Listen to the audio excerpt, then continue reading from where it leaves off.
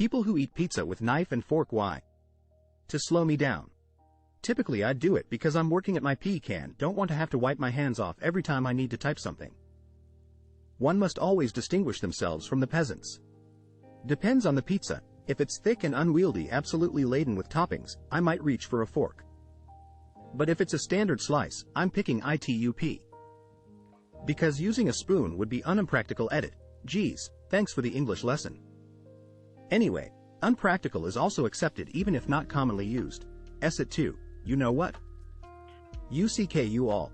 Bunch of ignorants who apparently aren't even able to look up a dictionary. I'm out. I like my hands to avoid getting sticky and fooded up if I can.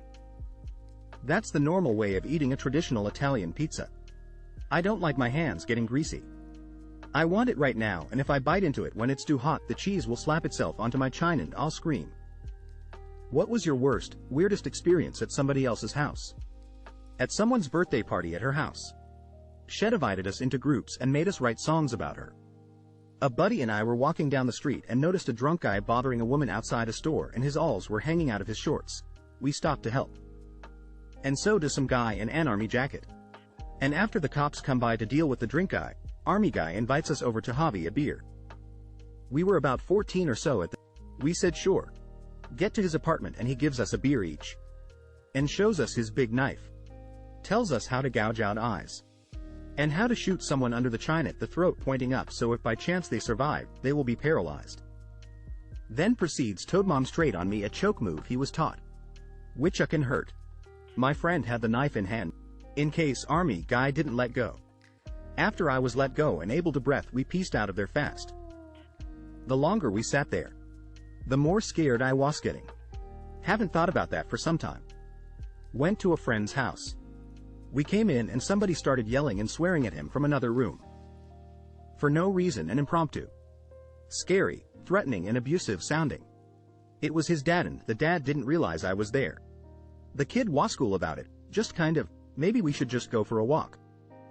It was how cool the kid unnerved me. Just his day-to-day. Stayed at my friend's house one time and found their family only uses red light bulb in their house because an astrologer told them to do so. A long time ago I went to my weed dealer's apartment to get some weed. He was a tough guy, all tatted up, hung around some shady characters. Idjit there and he has 2 kittens he just adopted. One of the kittens takes a liking to me, so I'm in a room with these hard SS tough guys, and we're passing this blunt around. I'm sitting in a lazy boy chair, and this cat is sitting on my chest and kneading its paws into me and purring. It was the weirdest environment for this to be happening. Well, my late wife's clinically psychotic brother pulled a gun on me for no reason at Thanksgiving one year. Also, her parents were trash people. I found a hardcore Orn magazine under my friend's mattress. Top bed on a bunk bed, so it was about at eye level. Must have been sticking out a bit because something caught my attention. We were minus 10 years old maybe? She just blew it off like it was nothing. A year later my mom banned me from sleeping over at my friend's house. She was still welcome at our house. I was secretly relieved because the vibe was weird over there for a million reasons. When I was an adult, my mom finally told me that the reason for the ban was because teachers suspect sexual abuse my mom taught at our school. I'm sure it got reported to CPS but nothing came of it. Anyway, magazine I found that day was their version of bedtime stories. I remember when I was a kid, probably around 10 or so, we went to friends of our families for dinner. The husband and wife got into a very loud screaming match over whether to serve creamed corn or frozen corn. I'm talking in each other's faces and being shrilly loud. 10-year-old me was fascinated by how such a mundane object could arise such passions, and of course I wanted to see how it turned out, but we were instead quickly ordered into the car and left. Still never understand how corn caused such odd disagreement. I found out later they got divorced. This one time I was at my ex-GF's GF during that time, and we weren't doing very well in the relationship. We were in the driveway talking and we ended up sitting in her car while we talked about how the relationship wasn't the same as before and how we weren't really feeling like it was going anywhere, the regular talk before it. Breakup. It was pretty tense and kinda sad. We noticed that the bathroom window was on, so we lowered our voices as we didn't want her family to hear us talking about breaking up. She was about to cry when we heard a massive, compressed fart echo through the confines of the porcelain toilet. The atmosphere changed entirely. We tried not to laugh but it was impossible not to. Her mom with doubt as she asked her name. We rushed the hell out of the car and proceeded to laugh arses off. That day, whatever her mom ate before relaying the log saved our relationship. We didn't break up until a few months later. When I was about 10, my cousins and I were sleeping at my grandma's house in Oklahoma. My uncle Rick came home drunk and got loud, so my grandma started yelling at him and hitting him with a rolled UP magazine.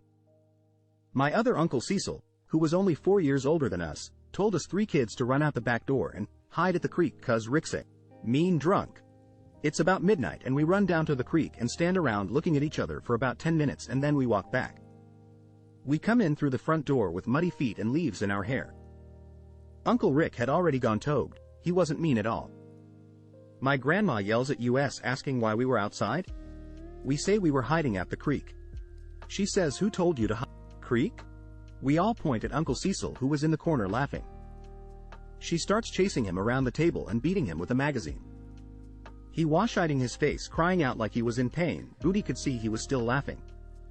We all ran to the bedroom and jumped in bed and pulled the covers over our heads until it got quiet and we all went to sleep. When I was a kid, I went over to a friend's house. At some point they went to have dinner. They, meaning the whole family. I wasn't at any point asked to join them. So while they ate, I sat in the living room and played on their Atari. When I was 14, I went to a friend's house for a birthday party sleepover. There was 5 other girls invited. After dinner, we got settled in the lounge room to watch horror movies. Her parents came in and sat on the couch, took out 2 huge bongs and got stoned. They started commentating the movie as we watched it, like it was a live sports event.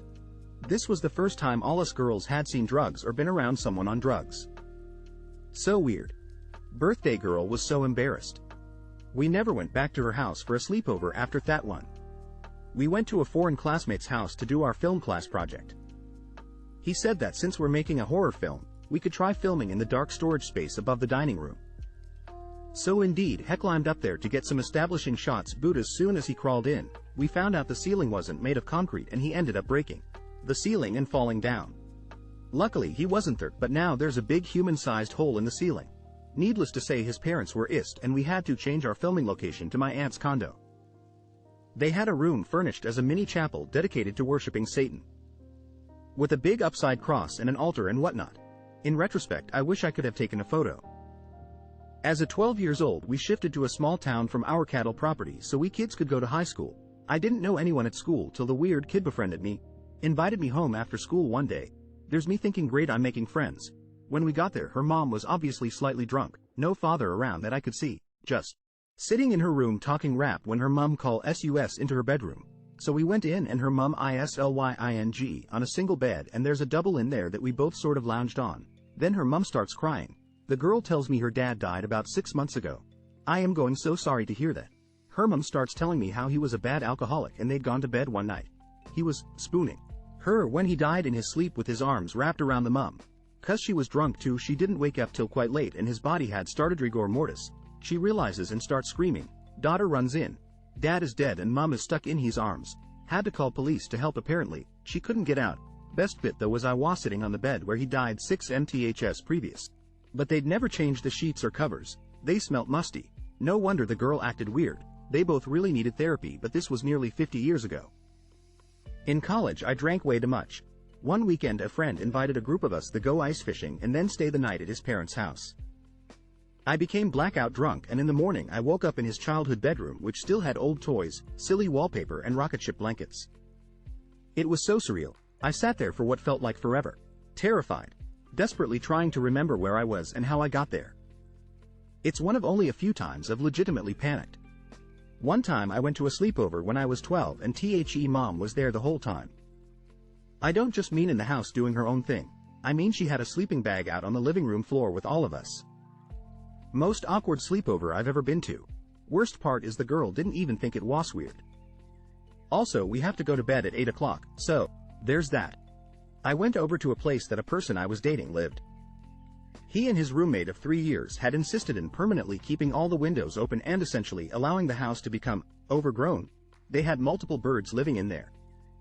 Also were random things written throughout the house in pen, Sharpie, crayon, as if whenever they had a thought, they'd scribble it down. We got high as alls and watched Evil Dead. I got so tripped out during one scene I just left without explanation. Sleepover at my friend's. Family of 6, 2 adults and 4 kids, ran of toilet paper. And though a 7-Eleven and several other stores were mere blocks away, gas stations, McDonald's to steal from, they employed the family towel, oop stains and all, tacked to the wall. I held my pee all night until I nearly got a kidney infection the next morning. My dad to get me as early in the morning as Eichel. Edit. My highest ever voted comment, and it's about the Hill family oop towel poop. My dad would have been so proud. I, 21M, was banging a 42F. We met at different locations to screw, and the first time she had me over to her place, she had pictures of her 20-year-old son everywhere. I've heard of post-nut clarity, but this was pre-nut clarity. Went to a friend's early Saturday in middle school, possibly 9th grade. Went grocery shopping with her, her sister and mom. Well, we get back and I had a bunch of bags of groceries waiting in the garage by the door. My friend said to just go in. I didn't want to because her dad was home and I didn't meet them yet. My friend insisted it was. I went in from the garage door, and when I looked indirectly to the right in the kitchen, her dad was cooking something on the stove. In only his tidy whities. I don't remember which expletive he yelled, but immediately went back out the way I came. I can only imagine the face I was making. Somehow, my friend convinced me to still night. I was deeply embarrassed and avoided her father. Lol, I felt like such a bad guest. I always knock, and I was mostly mad at her for telling me to go in. Hilarious now though. In college, I went to this girl's house during a free period with 6 or 7 friends. We arrive, and she opens the door, says hello to her father, and immediately strips down to her bra and panties in the living room. We spent 45 minutes hanging out with her and her dad, and the whole time she's walking around in basically nothing. I dad about it at a different time, and he nonchalantly says she's always done this and acted like it was a completely normal thing to do. Also, bonus points for her goth friend who sat there replaying with a knife the whole time. I met up with this guy to go for our first date, ended up back at his house which he shared with his parents. No big deal, right? As soon as I step through the door, the smell of animal feces hits me like a brick. I held my breath and entered the lounge, where there was rubbish and boxes stacked as high as the ceiling. Even in this dude's room, there was boxes and rubbish. They had about 10 cats running around, 5 hamsters, pretty sure one of them was dead in the cage, 3 birds all cooped up in one small bird cage, 3 dachshund and iguana. I never saw him again after I made my excuses and left, blocked the dude's number and blocked and deleted him from my socials. Went to a friend's house when I was around 10 yo toplay with a couple of other friends. Her younger brother forgot to shut the baby gate when we went to the basement. As soon as we were all in the basement, her baby brother fell down the stairs while he was in his walker. That's one of the scariest hit I've ever seen. Back then, I was sure that he had died. Especially since it took a good 5 seconds before he started crying.